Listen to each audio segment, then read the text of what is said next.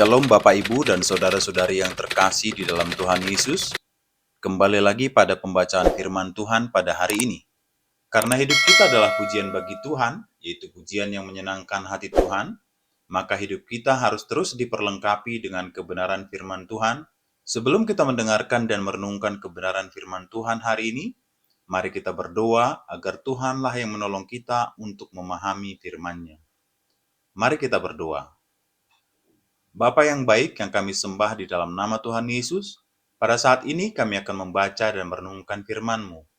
Tuhanlah yang menolong kami untuk mengerti dan memahami firman-Mu. Di dalam nama Tuhan Yesus kami telah berdoa dan mengucap syukur. Amin. Di hari Minggu ini saya khotbah ini. Perkataan dan kepercayaan yang salah. Jadi saya memang sengaja memperbaiki error thinking dan error saying. Orang Kristen banyak melakukan kesalahan ini. Dan ini penting loh. This is not a small deal. Ini bukan perkara sepele. Kalau kita salah di perkara-perkara ini, kita bisa beleset. Kita bisa benar-benar terpleset ke sesuatu yang di luar rencana Tuhan. Makanya itu dengarkan. Saya nggak bisa ulangi karena masing-masing punya pewahyuan tersendiri dan pasti itu pas untuk hidupmu. Kebaktian yang terakhir saya mau bahas. Ini kepercayaan orang Kristen pun masih begini kadang-kadang. Arwah orang mati masih di dunia selama beberapa hari. Hal ini harus diwaspadai sebab kalau kita nggak hati-hati, kita bisa masuk ke dalam dunia okultisme tanpa kita sadari. Lewat jalur apa ayo? Lewat jalur superstisi bahkan tradisi. Kita harus mengerti bahwa sebagai anak Tuhan, firman itu adalah otoritas kebenaran. Alkitab, apa kata Alkitab itu yang absah. Bukan apa yang diajarkan oleh nenek moyang kita. Ada orang percaya arwahnya masih ada berapa jam. Ada juga yang percaya 40 hari masih gentayangan. Masih ada di rumah. Tergantung sih dari suku apa. Masing-masing punya versi sendiri. Tapi itu adalah tipu muslihat loh. Kita harus waspada. Iblis itu nggak bisa semerta-merta langsung aja tuntun kita masuk ke dalam dunia gaib. Dunia gaib itu seperti yang gitu-gitu, aku nggak percaya. Aku sudah terlalu modern untuk yang pocong gitu-gitulah. Mungkin beberapa berkata, aku sudah nggak di level itu. Tetapi kan masih percaya hal-hal tertentu ya. Superstisi itu adalah barang laku bagi si jahat. Karena lewat itu, apalagi yang tradisi nenek moyang, lewat jalan tersebut banyak orang tergelincir tanpa sadar masuk ke dunia alam roh yang salah. Masuk ke dalam okultisme tanpa sengaja. Meskipun enggak nampaknya seperti okultisme atau ilmu gaib, enggak. Black magic mungkin enggak seperti itu. Meskipun masih banyak yang demikian, tetapi mungkin di kota besar enggak terlalu. Tapi setan bisa menjegalmu masuk ke situ. Sebab kenapa? Kalau sampai Anda masuk ke area ini, setan berhak serang Anda. Langsung Anda keluar dari payung, tidak ada lagi perisainya, dan iblis bisa memporak-porandakan sesuatu yang harusnya ada rencana indah di dalamnya. Dan khususnya, anak cucu kita itu bisa jadi mangsa. Kalau Anda lihat sungguhan dia, orang-orang yang memulai perkara-perkara, memulainya dengan biasa, tapi lama-lama semakin serius di dalam dunia penyembahan berhala atau kepercayaan-kepercayaan yang tanda tanya, Anda lihat ya, loh manusia hidup pasti punya masalah lah, orang benar pun masalahnya nggak sedikit. Tapi kalau Anda lihat, ada bedanya masalah itu yang karena Tuhan izinkan untuk membentuk kita dengan masalah yang terjadi karena kutukan. Karena setan. Lain. Kita mau melakukan kehendak Tuhan, kita dihadang. Kita menghadapi tantangan, aniaya, rintangan. Sama kalau kita itu menghadapi malapetaka terus karena tidak ada penyertaan Allah. Itu beda loh. Beda. Ya memang tidak bisa saya jelaskan bedanya, tapi kalau Anda mengerti firman ini, Anda akan bisa membeda-bedakan roh sendiri nanti. Tapi yang saya ingin lindungi adalah jemaat kita. Jangan sampai ada keyakinan-keyakinan, kepercayaan-kepercayaan yang sifatnya tahayul. Meskipun bungkusnya bisa modern seperti percaya horoskop. Ada juga yang jauh lebih dusun, ada yang ke kota besar. Tapi sama-sama manusia itu punya kepercayaan-kepercayaan yang menentang apa kata firman. Dan yang tidak diajarkan oleh firman, itu yang kita yakini di hati. Nah itu bahaya sekali. Jangan lupa dunia kerajaan Allah itu dunia percaya. Kita diselamatkan karena percaya, bukan karena perbuatan. Jadi untuk setan mencuri sesuatu dari hidupmu sebelum membunuh, membinasakan, dia akan bengkokkan kepercayaanmu. Sebab kalau dia bisa menang di area itu, dia bisa mengalahkanmu. Karena dengan apa kita kalahkan setan dan roh-roh dunia? Roh-roh dunia yang lemah ini loh, dengan apa? Di surat Yohanes dituliskan, bukan Injil Yohanes, di surat Yohanes dituliskan. Dengan apa kita mengalahkan dunia? Dengan iman kita. Iman itu kan percaya. Makanya kita gak kuat dalam doa. Makanya firman Tuhan kok seperti seolah-olah baru ditabur langsung hilang, diambil burung iblis. Atau ditaburkan di tanah yang gentayangan. Sehingga akarnya itu gak bisa dalam. Lalu timbul semak belukar mencekik tanaman-tanaman firman. Lalangnya membunuh gandum. Makanya kok kenapa firman Tuhan itu kok tidak bisa berkuasa atas hidup beberapa orang? Karena Anda mungkin orang itu setengah-setengah dalam percayanya kepada Tuhan. Sama Tuhan itu gak boleh dibagi. Tuhan Yesus itu satu. Kita gak boleh membagi Tuhan. Tuhan jangan dimadu. Salah satu hal yang paling simpel, karena ini titik lemah kita, ini titik rawan, karena arwah yang saya sebut di sini orang mati. Kenapa kita susah sekali untuk tegas? Karena biasanya orang yang kita cinta, alias keluarga. Misalnya kalau setelah meninggalnya seseorang, lalu habis itu Anda dimimpiin, mimpiin apa ya? Dimimpiin begini, tiba-tiba Anda melihat papa Anda yang sudah almarhum misalnya, bilang dingin, papa gak punya pakaian. Anda terganggu, bangun tidur itu gak langsung mandiku terus gosok gigi. Bangun tidur langsung mikirin, aduh papa kasihan. By the way, itu bukan papamu. Karena Alkitab berkata orang mati dan hidup sudah terpisah. Sudah ada di dalam kekekalan. Bersama dengan Allah yang adalah hakim orang hidup dan orang mati. Misalnya seperti itu. Minta makan. Atau tiba-tiba ada sesuatu, tanda-tanda tertentu. Kok bisa gitu ya? Kok bisa ya? Anda hati-hati. Karena hal ini kayaknya tidak signifikan, tapi sebenarnya sangat signifikan. Ya, saya ajak kita melihat dulu, kenapa pemikiran itu salah. Karena ayat di Lukas 23, ayat 42 sampai 43 bunyinya. Lalu ia berkata, Yesus, ingatkan akan aku, apabila engkau datang sebagai raja. Kata Yesus kepadanya, aku berkata kepadamu, sesungguhnya hari ini juga engkau akan ada bersama-sama dengan aku di dalam Firdaus. Tahukah Anda siapa yang berkata-kata di sini? Ini adalah penyamun yang hari itu mati bersama dengan Tuhan Yesus di sebelah Sang Juru Selamat. Salah satu dari dua penyamun, yang satu mencemoohkan, yang satu bertobat dengan kata-kata penyesalan. Ini adalah penyamun yang berakhir menerima Tuhan. Ia berkata, Yesus, ingatlah akan aku. Pasti terponga-ponga, tidak seindah literaturnya. Kalau tulisannya kan lancar ya, ini ngomongnya pasti terputus-putus. Yesus, karena orang kalau disalib itu tidak bisa nafas. Karena dia digantung kan. Nafas itu pakai apa? Ya apa? Pokoknya singkat cerita, dia berusaha mengumpulkan seluruh kekuatannya dan dia bilang sama Tuhan Yesus, I'm sorry for my sin. Minta maaf untuk dosaku. Dia sempat bela Yesus loh. Dengan nafas terakhirnya dia masih bisa bela Tuhan ketika penyamun satunya itu mungkin teman. Itu ejek-ejek Tuhan, dia berkata, kita ini orang berdosa, dia ini orang benar. Kamu tidak ngomong begituan. Dan penyamun ini akhirnya lupakan penjahat satunya. Itulah hati orang bertobat, fokus ke Tuhan. Dia nggak lihat orang lain, salahkan orang lain, merasa diri korban. Aku mau bertobat, dia dulu sebelum aku, nggak gitu. Dia langsung, meskipun dia nggak bisa menghadap Tuhan karena di samping gini menoleh, dia langsung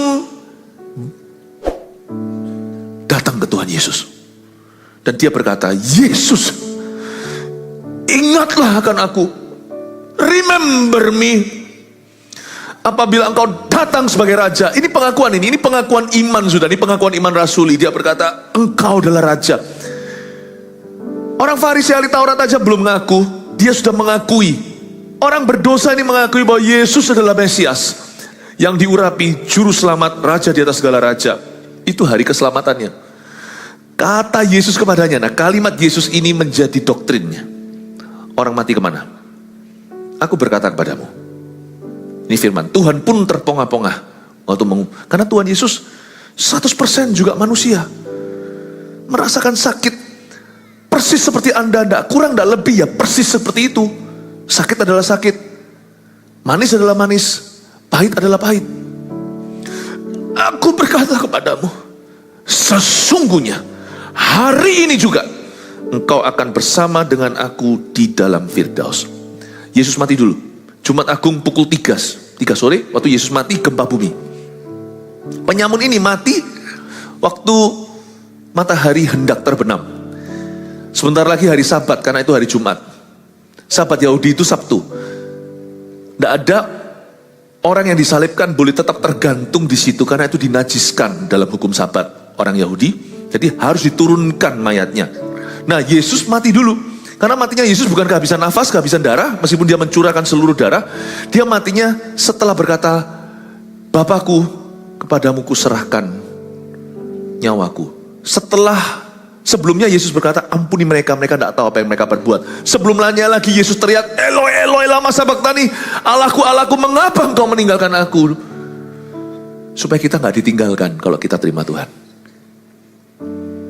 Dan Yesus mati. Karena itu saking cepat matinya, meskipun lama ya, disalib dari pagi, tapi harusnya masih bisa tahan tuh. Yesus ditusuk lambungnya oleh tentara untuk melihat apakah sudah mati beneran. Jadi secara ilmiah Yesus sudah pronounced dead. Bukan oleh dokter, tentara tahu karena waktu lambungnya itu misah antara air dan darah, berarti sistem tubuhnya sudah stop, sudah berhenti. Yesus mati. Sehingga para tentara itu melihat, dia ini benar-benar anak Allah. Waktu dia meninggal, gempa bumi.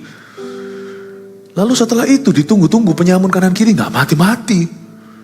Maka apa yang dilakukan oleh para tentara? Dipatahkan kakinya. Pinter. Kaki patah. Pakai kekuatan apa untuk tarik nafas? Wong ini dipaku-paku, itu dipaku kok. Kakinya udah patah sebelah sini. Lututnya misalnya dipatahkan, tak, tulangnya. Dia nggak bisa nafas. Dia matinya suffocated. Matinya itu gasping for air, bahasa Inggrisnya. Tidak bisa nafas, mati. Karena sebentar lagi Sabat.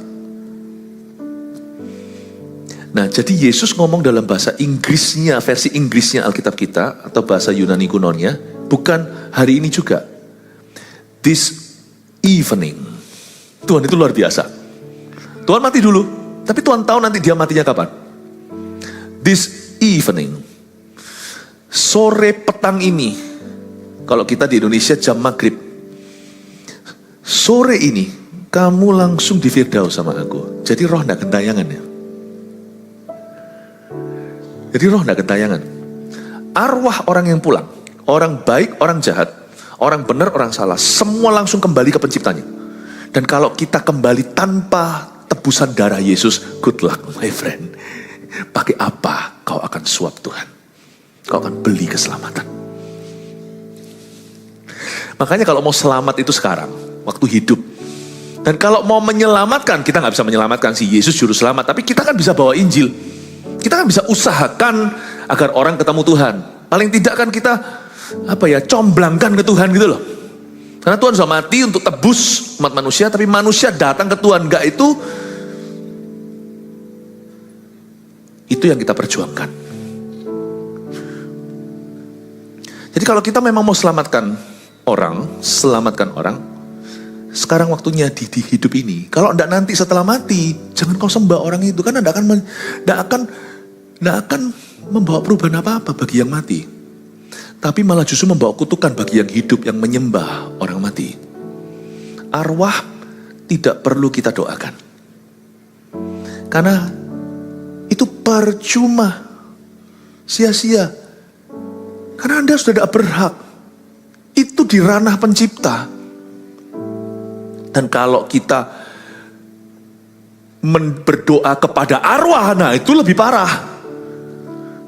Berarti kita menuhankan mereka. Misalnya itu nenek moyang, papa mama, atau siapa, atau eyang. Kalau kita berdoa kepada arwah, berarti kita berkata bahwa arwah ini Tuhanku. Orang mati kalau bisa ngomong lagi, bisa ngamuk setengah mati di doa. Kalau kita doa kepadanya. Bisa ngamuk. Misalnya, kalau yang sudah selamat nih di sorga, itu kalau dia bisa ngomong lagi, seperti Samuel yang dipanggil ahli nujum, gara-gara Saul memaksa. Saya nggak tahu, itu pro kontra cerita. Apakah Samuel beneran atau apa, tapi itu dalam kedaulatan Allah, nggak tahu. Hanya Tuhan yang tahu, tapi paling tidak, lewat show itu, Tuhan menunjukkan displeasure. Tuhan menunjukkan tidak senang dengan praktek nujum ini. Sehingga Samuelan atau Samuel beneran hanya Tuhan yang tahu. Kita nggak usah mendahului firman. Ngamuk sama Saul. Kenapa kau ganggu aku? Why have you disturbed me? Ngamuk. Kalau orang di sorga, meskipun dia ke sorga, tapi kita yang belum bertobat percaya, kita doa kepada mereka. Kalau dia bisa ngomong, ngamuk pol sama kita. Ngapain lu ganggu gua? Tapi kalau orang di neraka, ini nggak ada ditulis di firman ya, ini adalah logika saya. Tapi logika saya juga diperbarui akal budinya oleh firman. Ini adalah pikiran dungu saya sekali lagi. Kalau orang itu masuk neraka, dia nggak percaya dan keturunannya juga penyembah berhala. Lalu ketika dia mati, tiba-tiba dia jadi Allah. Heran kan? Lalu kita doa kepada arwah, bukan untuk arwah. Kalau doa untuk arwah kita tahu semua itu nggak ada hasil, nil. Justru itu bisa dimanfaatkan dan ditunggangi oleh roh yang kita tidak kenal. Dan itu bukan orang tua dan nenek moyang kita. Roh itu nanti yang berbicara, itu bukan mereka. Karena dunia tempat kita tinggal ini hanya ada 3 saja penghuninya. Oke? Yang pasti ada manusia yang hidup. Ada setan. Karena belum waktunya untuk dilempar ke lautan api. Dan ada Tuhan. Kemahadirannya. Dan Tuhan menyatakan kehadirannya di mana ada 2-3 orang berkumpul dalam nama Yesus. Atau di mana ada orang percaya. Hanya 3. Tidak ada orang mati. Orang mati itu sudah pergi ke tempat yang lain. Dan tidak ada penghubungnya, ada jurang yang memisahkan antara hidup dan mati, tidak bisa berseberang. Kita harus tahu kebenaran ini dulu, supaya jangan sampai keturunan kita disesatkan, atau kita yang disesatkan. Nah, kenapa dunia itu disimpan hanya ada, seperti Taman Eden gitu, hanya ada Adam dan Hawa, dan keturunannya kita, ada Tuhan, pohon kehidupan, dan ada pohon pengetahuan yang baik dan jahat, yaitu setan, dosa dan setan. Kenapa? Karena orang mati sudah selesai waktunya. Coba baca Ibrani 9 ayat 27 dan 28. Baca dulu nanti saya jelaskan lagi. Dan sama seperti manusia ditetapkan untuk mati hanya 1 kali saja. Tidak ada reinkarnasi, tidak ada arwah yang masih tinggal di bumi. Sesudah itu dihakimi. Saya ulang, dan sama seperti manusia ditetapkan untuk mati hanya 1 kali. Tidak ada reinkarnasi dalam kekristenan. Kita percaya resurrection atau kebangkitan. Kebangkitan tubuh untuk dihakimi. Dan tubuh kemuliaan yang diselamatkan. Dan sesudah itu dihakimi. Sekali langsung dihakimi. Demikian pula Kristus hanya 1 kali saja mengorbankan dirinya untuk menanggung dosa banyak orang. Sesudah itu ia akan menyatakan dirinya sekali lagi tanpa menanggung dosa untuk menganugerahkan keselamatan pada mereka yang menantikan dia. Dunia itu dijaga hanya ada 3 unsur lah saya sebut Saya rasa saya tidak berani menyebut Tuhan itu unsur Tuhanlah segala-galanya, tapi pasti ada Tuhan. Ada setan, masih ada. Ada manusia yang masih hidup. Arwah manusia yang sudah mati sudah tidak ada di sini. Not here. Tidak di sini. Kenapa? Supaya yang hidup mendapat kesempatan untuk memilih hidup bagi siapa, mati lalu dihakimi. Orang mati tidak boleh campur urusan orang hidup. Pengkhotbah ada katakan, saya tidak punya waktu untuk buka satu persatu. Sebab antara hidup dan mati sudah tidak, yang mati tidak punya bagian dalam kehidupan orang hidup. Supaya mereka tidak pengaruhi dan campuri arwah-arwahan. No. Supaya nanti setiap orang yang hidup tidak bisa salahkan arwah suatu hari kalau dia binasa. Dia berkata, ini ngomong gini, nenek moyang berkata, bukan. Kau tahu kebenaran, kau memilih kemana. Di dunia ini hanya orang hidup punya kesempatan hidup sekali, lalu dihakimi. Setelah dia mati, dia harus fair, tidak dicampuri sama arwah orang mati. Supaya dia bisa memilih antara Tuhan atau setan, kebenaran atau dusta. Itu adalah arti yang di dalam firman di kitab Mazmur, in the land of the living dalam bahasa Inggrisnya. Di negeri orang-orang hidup. Maksudnya, kau masih izinkan aku hidup. Hidup ini adalah kesempatan. Wah, saya masih terpengaruh kemarin ibadah senior. Hidup ini untuk melayani Tuhan. Jangan sia-siakan. Terus, waktu yang Tuhan beri. Hidup ini harus jadi berkat. Terus, oh Tuhan, pakailah hidupku selagi aku masih gocap, masih kuat. Bila saatnya nanti ku tak berdaya lagi, hidup ini sudah jadi berkat. Arwah tidak boleh campur, tidak boleh campur. Saya tidak ngomongin untuk mematahkan hati kalau ada di antara kita yang barusan mengalami perkabungan.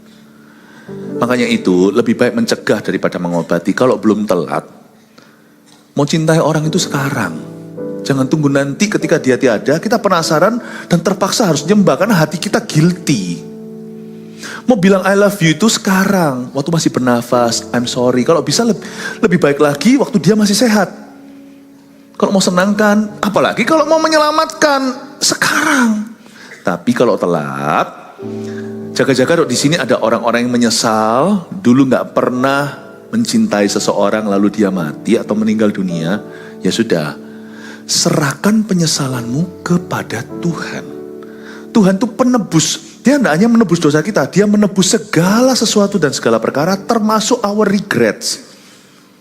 Kita kan tidak bisa rewind, tidak bisa kita itu mengulang sejarah, tapi Tuhan itu tidak hidup di masa kini, masa depan. Ada orang berkata, sebab dia hidup ada hari esok. Karena aku tahu dia pegang hari esok. Itu lagu memberi kesan bahwa Tuhan sudah ada di masa depan. Benar, tapi sepertiga benar. Tuhan itu tidak hidup dalam kronos waktu manusia. Kita itu manusia hidup tidak linear. Saya ajak Anda mikir dikit ya. Hidup kita itu in the present. Jam berapa sekarang? Di Surabaya, waktu Indonesia bagian Barat, 1948. Belum satu pun Anda di 1949. Beda zona waktu di Amerika, sekarang mereka masih pagi. Itu aja sih. Tapi kita semua hidup at the same time. Paham ya? Kita semua punya masa depan, belum ada satu orang pun di sana. Tapi kita punya masa lalu. Dan kita sudah tidak bisa ke situ. Bukan yesterday.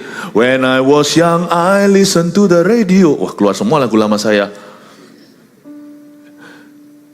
Kok rasanya sedih sekarang, zaman udah berubah.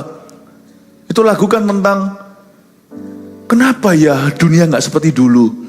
Gak bisa, kita hanya bisa nostalgia. Tapi jangan terlalu sering nostalgia, nanti jadi nostalgila.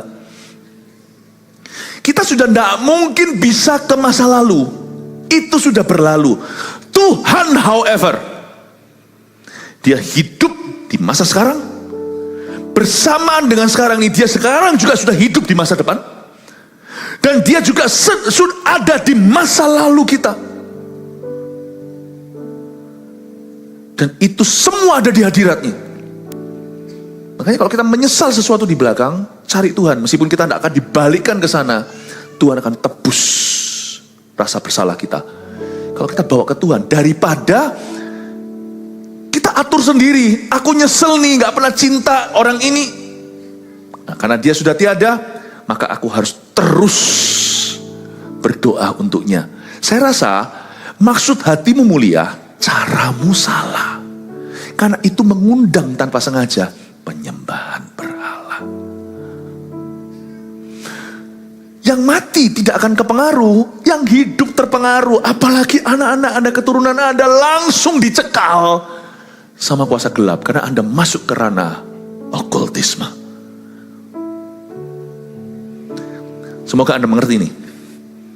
Saya ngomong begini saya rasa sekali-kali perlu, karena hal ini hal yang sangat-sangat relevan di setiap suku budaya. Dan kalau saya sebagai gembala sidang tidak melengkapimu sampai ke sana, jaga-jaga semua kita ajarkan percuma, ujungnya jebolnya, bocornya di situ.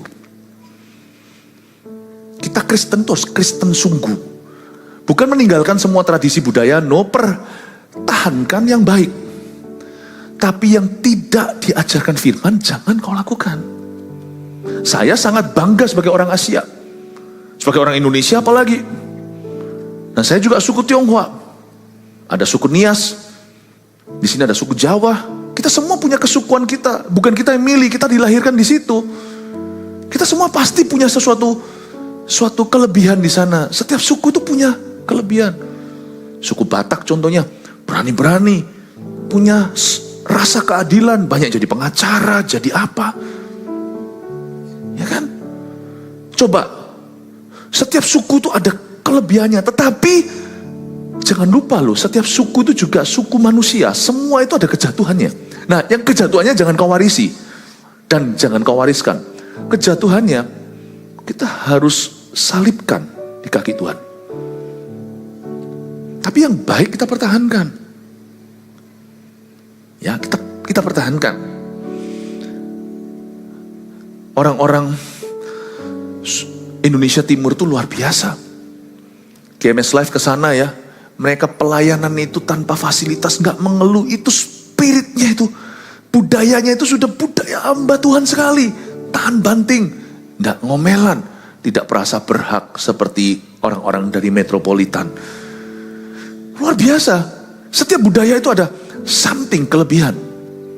Setiap bangsa. Tapi jangan ambil superstisinya.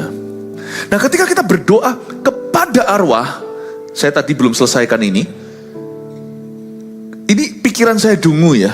Saya ajak Anda, saya kalau ngajar firman, saya tidak akan ajar firman langsung suapin Anda begini pokoknya. Saya ajak Anda berproses dengan saya. Firman ini semoga mendewasakan, tidak mengerdilkan. Daripada saya bilang, gak boleh, terus gak dijelasin gak bolehnya, kenapa? Kenapa kalau kita berdoa kepada arwah, kalau yang Kristen pasti ngamuk tuh, yang sudah bersama dengan Tuhan. Tapi yang enggak, pikiran dungu saya ya, kalau mereka bisa ngomong ya, ngamuk mereka, kau memperberat hukumanku di akhirat. Tuhan makin cemburu sama aku. Gara-gara aku, kau pasang di situ, sekarang turun-temurun semua menolak untuk jadi pengikut Tuhan. Karena semua berebut kasih gua makan. Karena saya sudah tidak bisa menikmati sama sekali. Ini pikiran dungu saya ya. Tambah buat susah orang di akhirat. Ini saya ngomong gini dari hikmat. Bukan dari apa kata firman. Firman jelas-jelas melarangnya. Tapi izinkan saya bicara dari bahasa yang dapat kau pahami. Bahasa apa ya? Bahasa, dalam bahasa Bataknya, bahasa Cingli. Bahasa masuk akal itu. Tambah ngamuk, iya Tuhan. Anda justru memperberat loh. Orang-orang yang kau sembah. Anda memperberatnya. Be careful. Be careful. Itulah sebabnya orang-orang gak mau kenal Tuhan gara-gara apa? Gara-gara, makanya saya ngomong terus sama anak-anak saya. Ya, masih hidup lama, tetapi saya tetap harus ngomong. Karena kematian adalah realitas semua orang. Termasuk kami, termasuk saya. Someday when it's my time, don't pray to me, don't pray for me. Kalau sudah gone ya, sudah pergi ya. Kalau masih hidup doakan aku, doakan kita saling mendoakan. Don't. Kalau kalau anak-anak mendoakan papanya yang sudah meninggal, kalau papanya itu takut akan Tuhan, nggak ketemu tuh anak sama papanya di sorga, nggak ketemu, karena anaknya penyembah berhala, malah nggak ketemu. Jadi kita tahu langsung hari itu bahwa Yesus berkata kepada si penyamun yang bertobat dan lahir baru, aku berkata kepadamu, sesungguhnya this evening, hari ini juga, kamu dan aku bersama-sama di Firdaus. Nggak 40 hari, nggak berapa jam lagi, langsung bersama dengan aku di Firdaus. Saya kasih 5 poin sebelum saya masuk ke Mazmur. Saya tambahin, jadi seolah-olah 2 khotbah dalam 1 khotbah, supaya gizi Anda bertambah. 5 poin ini untuk mengingatkan kita agar kita hidup berjalan dalam kebenaran. Arwah orang mati masih di dunia selama berapa hari? Jawaban singkatnya, nee, bahasa India, no way. 1, superstisi bukan iman.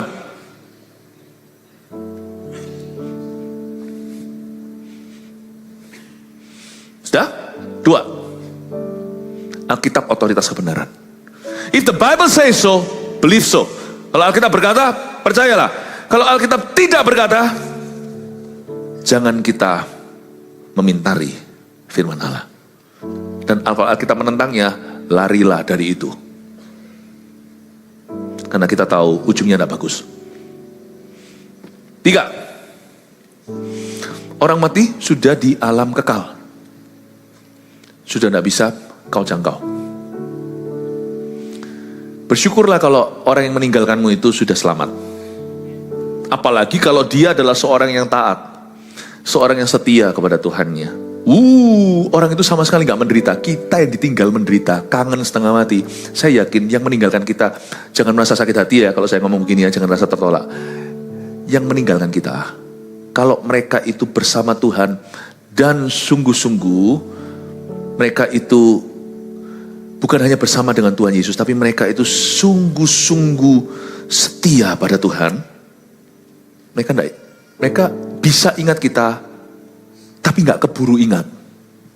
Saking senangnya. Jangan ngomong gitu Pastor Philip. Saya baru ditinggal suami, sedih ngomong begini. Loh bukan. Bukannya mereka melupakan kita. Loh di sorga kita masih ingat tak satu sama lain. Saya gak tahu persisnya seperti apa. Tapi kalau Anda baca kitab Wahyu, orang dengan orang itu saling tahu. Mana itu Yohanes waktu lihat di Pulau Patmos, rohnya diangkat. Dia bilang, dia melihat orang pakai palem, baju putih, dari segala suku, bangsa, dan bahasa. Berarti identitas nationality kita tetap. Warga negara sudah sorga.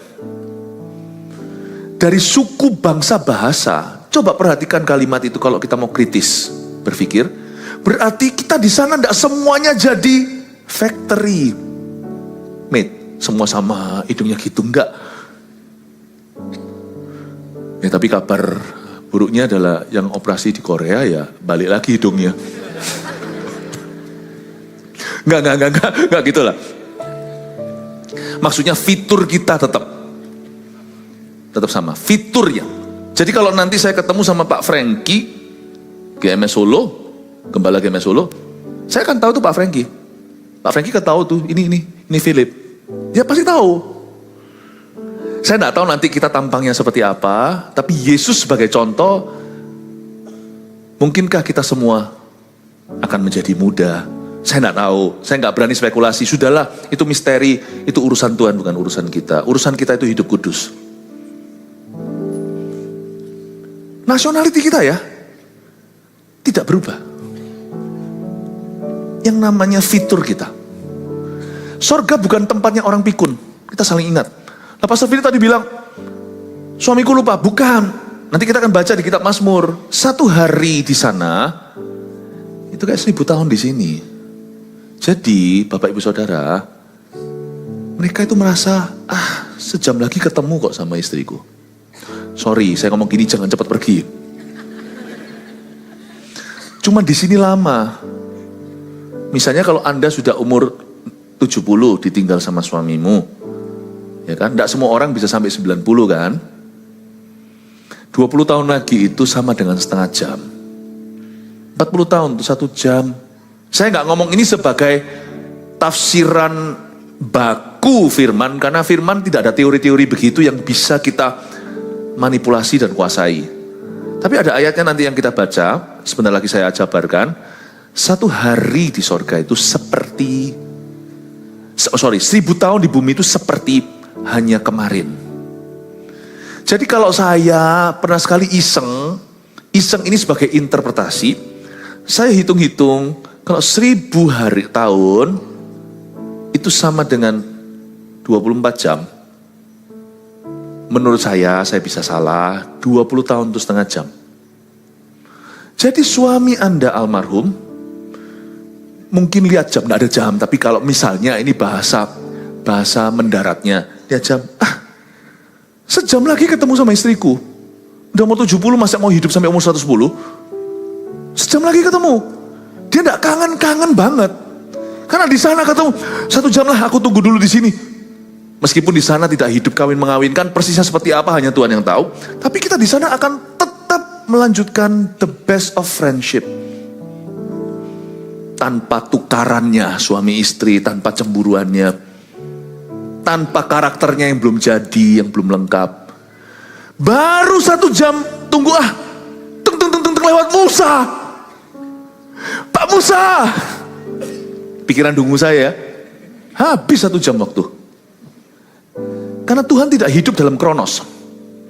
Tuhan hidup dalam kairos. Lebih tepatnya bukan hanya kairos, waktu ilahi, tapi Tuhan hidup dalam kekekalan, eternity. Dan orang di sana semua hidup dalam kekekalan. Jadi nggak ada 1 jam, 2 jam, 1 tahun, 2 tahun, nggak ada. Dan semua yang kita perlu tahu tentang Tuhan yang tidak akan ada akhir-akhirnya itu selama-lamanya kita akan kenali Tuhan. Dan selama-lamanya kita akan belajar sesuatu yang belum kita tahu. Kekekalan pun terasa singkat. Sehingga orang yang nunggu 1 jam tadi di sorga, 40 tahun di sini tidak kerasa. Rasul Paulus di sana, saya nggak tahu pemandangan seperti apa. Saya rasa sorga tidak seboring seperti yang orang katakan. Lantainya dari emas, dingin banget lantai dari emas. Saya kadang-kadang juga suka nature loh. Saya suka rumput yang hijau, air yang tenang. Bayangin kalau semua terbuat dari emas, kaku lah. Semua dari emas, mana mbaknya?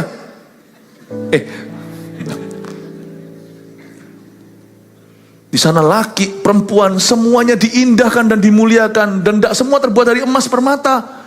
Itu hanyalah gaya bahasa untuk menjelaskan di sana terlalu mulia. Di sorga aja, Anda tercengang gini sudah 1 jam. Sedangkan di Indonesia juga pemandangan yang indah mungkin di Labuan Bajo kali. Berlihat, wow. Atau kalau di luar negeri, yang nggak pernah kemana ke Eropa misalnya, tiba-tiba ke Swiss pertama kali,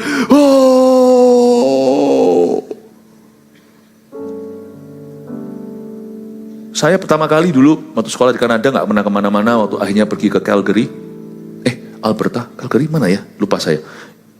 Banff namanya. Itu ya. Danau itu sebelah-sebelahan, satu hijau, satu biru. Saya di tengah-tengah gitu langsung, gini itu saya sampai 10 menit. Baru sadar, ayo move on. Nggak bisa move on. Di sorga itu belum ketemu orangnya, belum ketemu Tuhannya. Anda baru berada di alam kekal itu, Anda sendiri akan kehabisan waktu untuk meresapi everything. Baru Anda lihat langit sebelah sana gimana, noleh lagi langitnya sudah berubah warna. Karena Tuhan selalu menciptakan langit baru.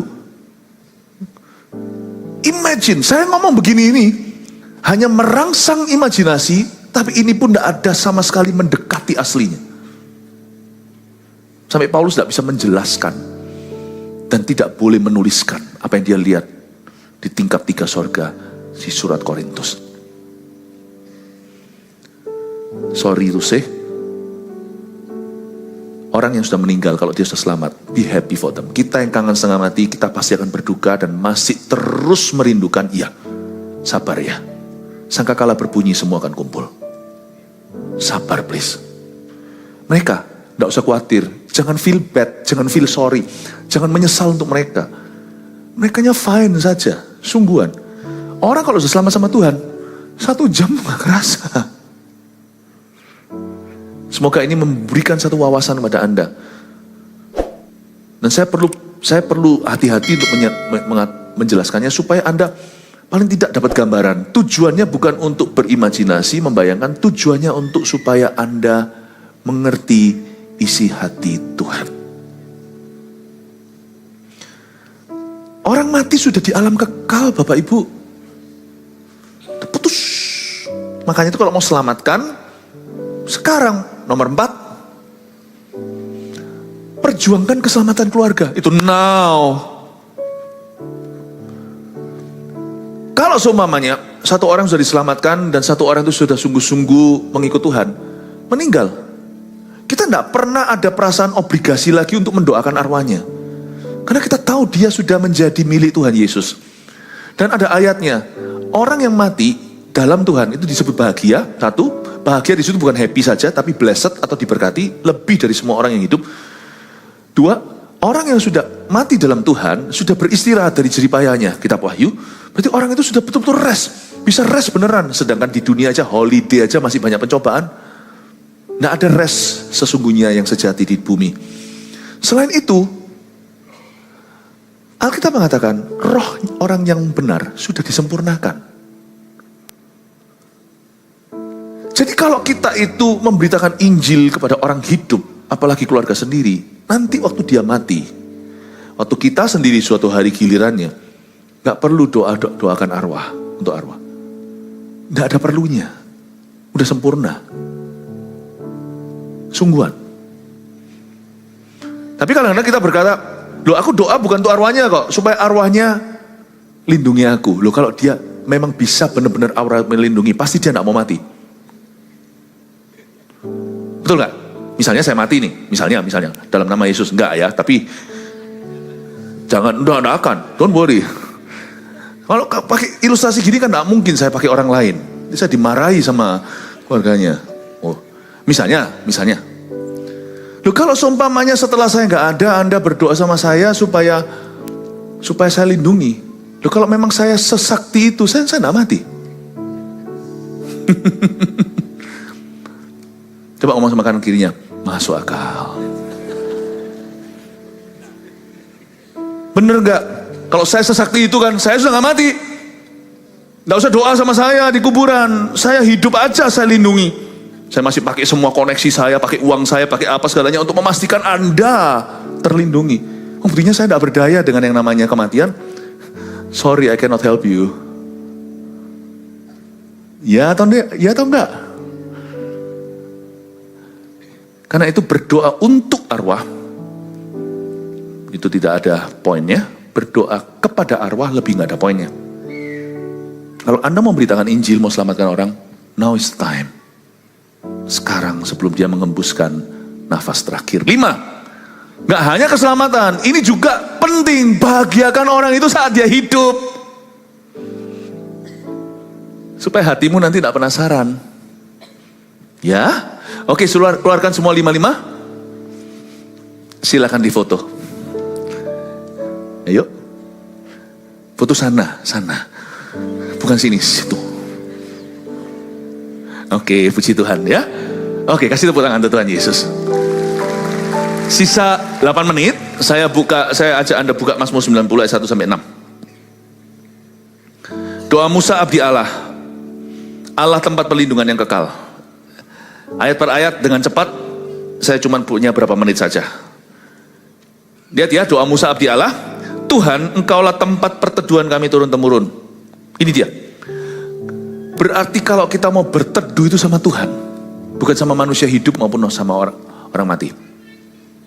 Bahkan bukan sama malaikat, bukan sama roh. Satu roh saja yang bisa membuatmu teduh.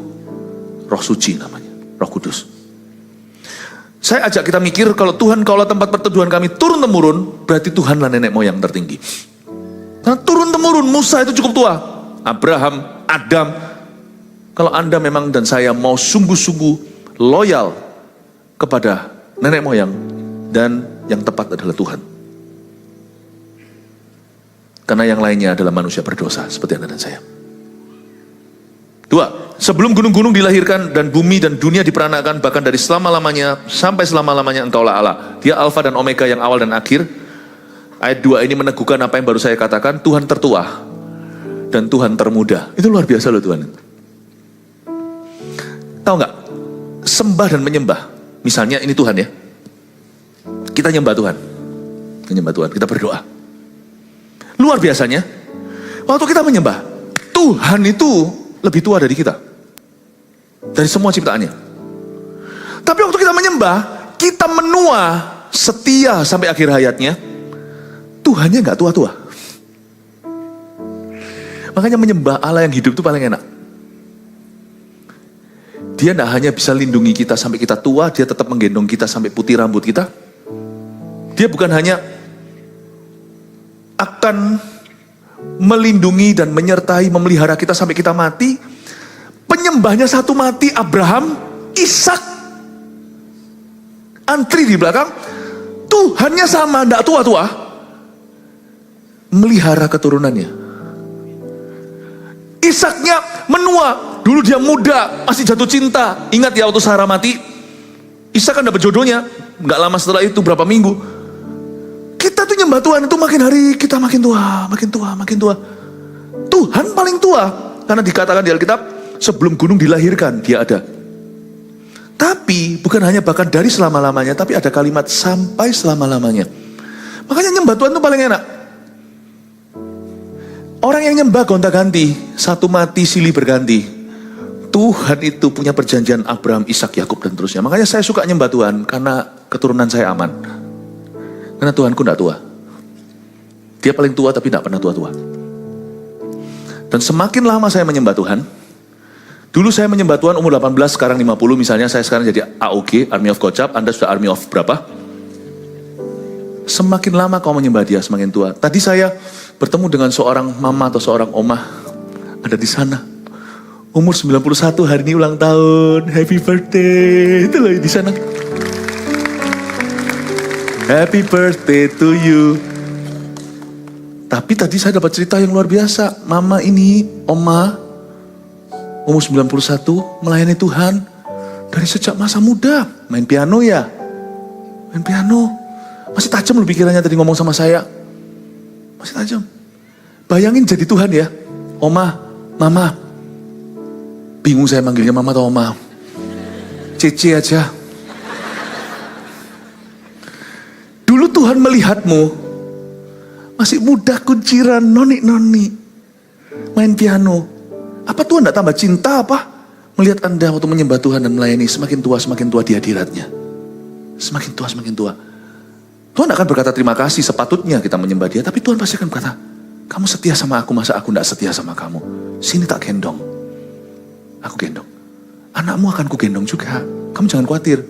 Suatu hari kalau giliran kita akan berada di sisi Allah, kekekalan. Tuhan pasti amankan. Aman ya, kamu jangan khawatir. Kamu tidak usah mikiri bumi. Anak-anakmu kan kamu serahkan ke aku. Aku akan take care mereka. Abraham, tenang. Ishak, Yakub, Yusuf pun aku pelihara. Sampai ribuan keturunan Israel hari ini. Makanya mau kue pang. Bahasa itu mungkin kurang tepat. Tapi orang mengerti bahasa ini. Saya kue pangkan keluarga saya ke Tuhan Yesus. Karena dia sudah membuktikan, dia tidak tua-tua. Umur 33, waktu dibangkitkan tubuh kemuliaannya. Tapi Tuhan itu sudah dari sebelum-sebelumnya. Makanya dia mau dirajam, mau lempari batu. Karena dia berkata, sebelum Abraham ada, aku ada. Dia nggak tua-tua, tapi dia yang paling tua. Sebelum Abraham ada, kata Tuhan Yesus, aku ada. Langsung semua orang Farisi mau bunuh dia. Menghujat Allah. Emangnya lu siapa? Bukankah lu anak tukang kayu? Mereka nggak tahu bahwa dia lahir dari seorang perawan, lewat kandungan supaya jadi manusia, tapi tidak lewat sperma karena dia tidak punya bapa di sorga, kecuali bapa di sorga. Dia paling tua, tapi dia nggak menua. Bayangin, omah menyembah Tuhan sampai 91, Yesus tetap 33. Berarti Yesus kuat untuk jaga anak omah dan cucu dan cicitnya. Sudah berapa cucunya? Ada berapa cucunya? 10, 7, cicit ada. Cicitnya 1, ini cucu-cucunya kok pelan sekali. Segera doakan supaya dapat jodoh semua. Ya, umur 91, haleluya. Coba pikirkan, bayangkan. Tuhanmu enggak tua-tua. Pernah mikir kayak gitu enggak tentang kekekalan? Saya rasa Tuhan tambah sayang sama saya. Karena saya melayani Tuhan dan mencinta. Bukan karena saya piutangi Tuhan. Tuhan lihat saya waktu saya 18 tanpa ubanan. Sekarang saya sudah lebih banyak ubannya. Kalau saya dulu itu digiring Tuhan, semoga suatu hari di usia segitu saya digendongnya.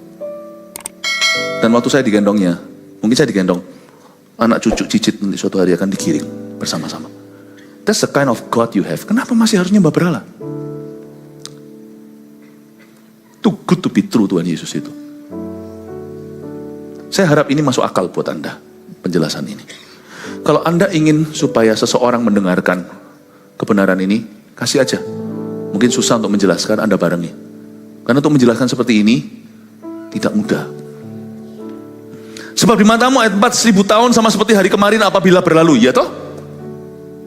Atau seperti waktu giliran jaga di waktu malam. Ya sudah, saya tidak jelaskan, tadi sudah saya jelaskan ayat 5. Engkau menghanyutkan manusia, mereka seperti mimpi, seperti rumput yang bertumbuh.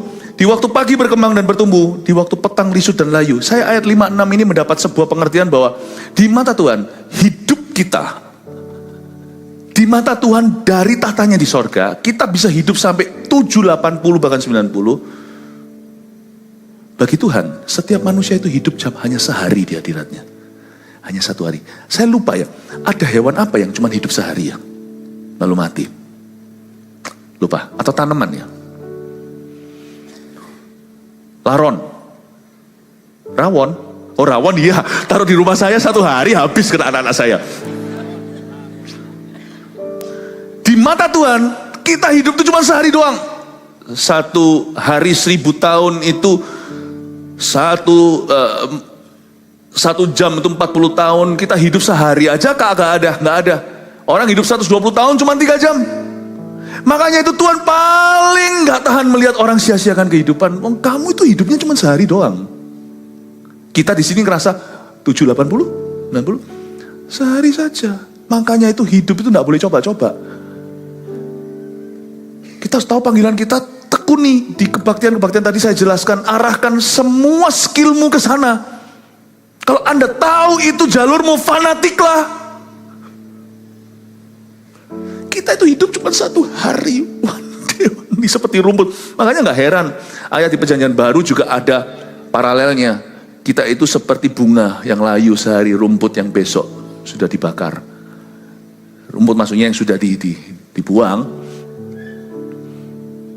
Kita semua yang paling panjang umur itu hidup hanya sehari loh. Di hadapan Allah.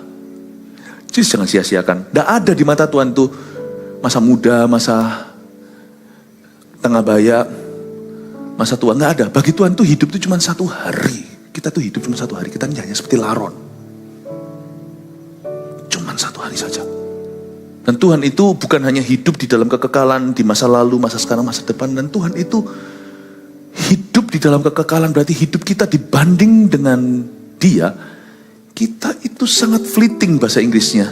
Seperti asap yang menguap. Oh, semoga ini mengubah perspektifmu. Aku masih ada waktu. Gampang sorry itu besok aja. Cinta, melayani, bertobat itu nanti. Semoga ini bisa membuat cara pandang yang salah bertobat. Bukan hanya soal arwah, tapi soal hati yang bijaksana. Tidak heran. Ayat 10-12 dengan ini saya selesai. Masa hidup kami 70 tahun dan jika kami kuat 80 tahun. Dan kebanggaannya adalah kesukaran dan penderitaan. Sebab berlalunya buru-buru dan kami melayang lenyap. Siapakah yang mengenal kekuatan murkamu dan takut pada gemasmu? Gini loh, jangan bangkitkan amarah Tuhan di waktu 2 jam. Belum surut kita sudah mati. Makanya saya paling takut sama Tuhan. Mendingan sedunia sekampung marahi saya. Tuhan ngamuk. Matilah, habislah. Hidupku itu cuma 2 jam. 80 tuh. Ya. 2,5 jam paling lama. Buat Tuhan marah. You sure? Yakin Anda mau lakukan itu? Jangan, paling enggak jangan demi keturunan, janganlah. Aku kalau bisa malah memiutangi Allah kalau mampu. Nggak mungkin berhasil tuh, karena Tuhan tidak berutang sama siapa-siapa. Tapi kalau bisa, saya bisa berkenan. Ajarlah kami Tuhan menghitung hari-hari kami sedemikian, hingga kami beroleh hati yang, semoga kata bijaksana sini sudah dijelaskan dalam khotbah malam hari ini. Bijaksana itu bukan pintar. Bijaksana itu divine insight. Sebuah pewahyuan hati yang diterangi. Tuhan memberi kekekalan dalam hati manusia. Pengkhotbah pasal 3. Semoga ini mengubah cara pandang kita semuanya. Berbahagialah Anda yang datang malam hari ini mendengarkan firman Tuhan dan di dalam hadirat Tuhan. Hatimu akan bijaksana.